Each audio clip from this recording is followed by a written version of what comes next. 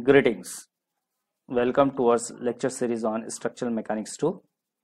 In this series, we'll be discussing about moving loads and construction of influence line diagram. In structural mechanics, we come across various types of loading such as dead loads, live loads, wind loads, seismic loads, and impact loads, which are acting in the form of point load, uniformly distributed load, or uniformly varying load, and they may have action like push or pull. All this mechanics which we have learned was related to the stationary position of the loads acting on the structural member. When this load traverses from one end to the another end along the length of a structural member, we term them as a rolling load.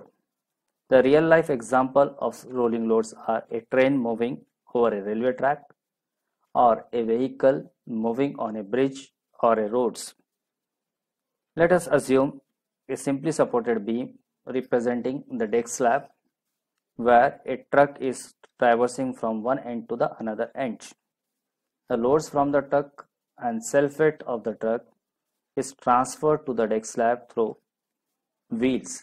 The wheels has a smaller contact area, that's why we can idealize the wheel load as a point loads acting at a fixed distance, which is the fixed wheel base, forming a train of loading. While traversing, this train of loading will occupy a different position along the length of the structural member, and they may reproduce the different envelopes for response parameters.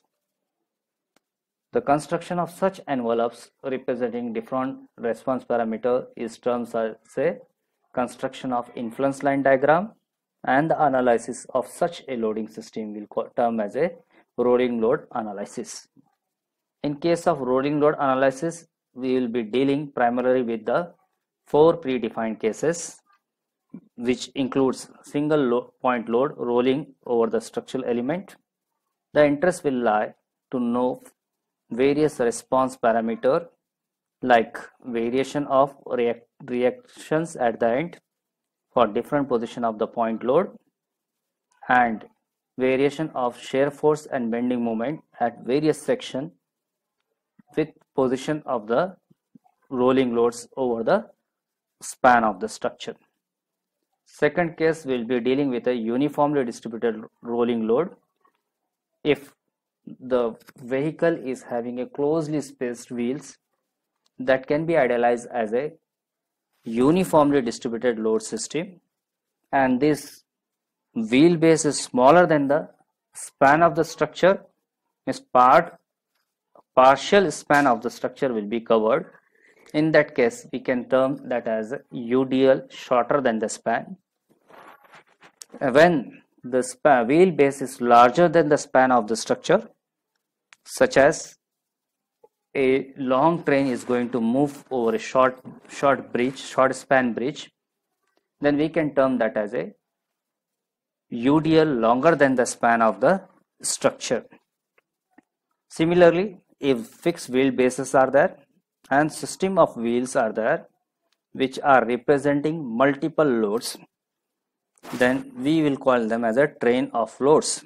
There may be dual wheels which are moving over the structure, or there may be multiple wheels which are moving over the structure. The interest lie here to find out the variation of response entities like reactive forces, shear forces, and bending moment at different positions occupied by the loading system along the span of the structure. To begin here with, let us begin with the concept of equivalent UDL. As we know, there are different forms of load which are going to act on the structure, like a series of point load is going to act. We can say system of point load is going to act on the structure, then uniformly distributed load and uniformly varying load. When it is supposed that response is to be ascertained with reference to series of point load, then it will become a tiresome job to find out responses under such a loading condition, as individual effect of the wheel loads point load has to be considered, and it will require some cumbersome exercise. So one may say that, can it be possible to represent the point load system into a uniformly load system to have a convenience in finding out the responses of the given loading system? There may be affirmative answer, yes, this can be done with a surety that the effects of this loading system will get unaltered. Means we are going to convert the point load system into a equivalent UDL system, taking care that there will be no alteration in the action of the load system which is going to act on the structure, but it will help in convenience to find out the response parameters. So the answer can be written as a given system of point loads can be converted into a system of uniformly distributed load longer than the span, so that the shear force and bending moment at any section of the beam due to equivalent UDL is equal to that caused by the system of point loads. Let's have an example here, example conversion here with reference to a single point load converted into equivalent UDL. For that, what the surety we have? We should have no change in the effects which are produced by the loading system. So when let's consider this rolling point load is going to act at the mid span. Then for this case, the shear force diagram will be as shown in the figure, with maximum value of W by 2 at the ends. Whereas if we are interested toward the bending moment variation, the bending moment at the below the load will be WL by 4. Now we are in interest to convert these loads into equivalent UDL. For that case, we will say the UDL, the conversion will be in such a way that there is no alteration in the effects. So for this equivalent UDL, if we find out the shear force distribution, it will be W dash L by 2 linearly varying at the ends, and bending moment at the center will be equals to W dash L square by H. To find out the equivalent value, we have to equate the bending moments generated due to both conditions, like WL by 4 for point load is equals to W dash L square by H, from which after simplification we can find equivalent UDL W dash is equals to 2W by L, ensuring that there is no change in the effects. Similarly, if I want to find equivalent load, then we have to equate the shear forces in both the cases. So W by 2, the shear force in point load action, W dash by L into L by 2 for the case of UDL. If we equate, we get equivalent load, which is given by relation W by L. Now let us have a small numerical on this to have the understanding of the concept. The statement of numerical is a simply supported beam carrying a point load of 100 kN over a span of 2.5 meter. Convert it into equivalent UDL. So what the relation we have developed? Equivalent UDL can be written as 2W by capital L. So here 2 into 100 divided by span of the structure is 2.5, it yields to 80 kilonewton per meter.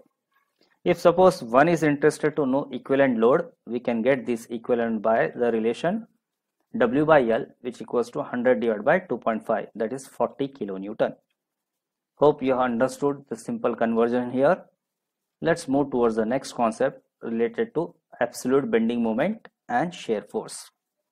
We came across a statement maximum bending moment and maximum shear force, which we say that this is the maximum value of bending moment or the shear force at a particular location or for a given loading condition.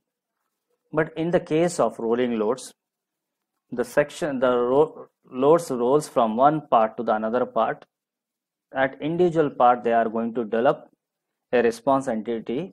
Thereby, there will be a variation in the bending moments or shear force along the span.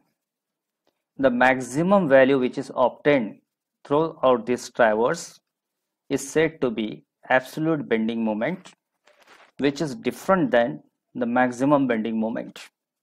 In case of maximum bending moment, we have predefined location and predefined loading condition.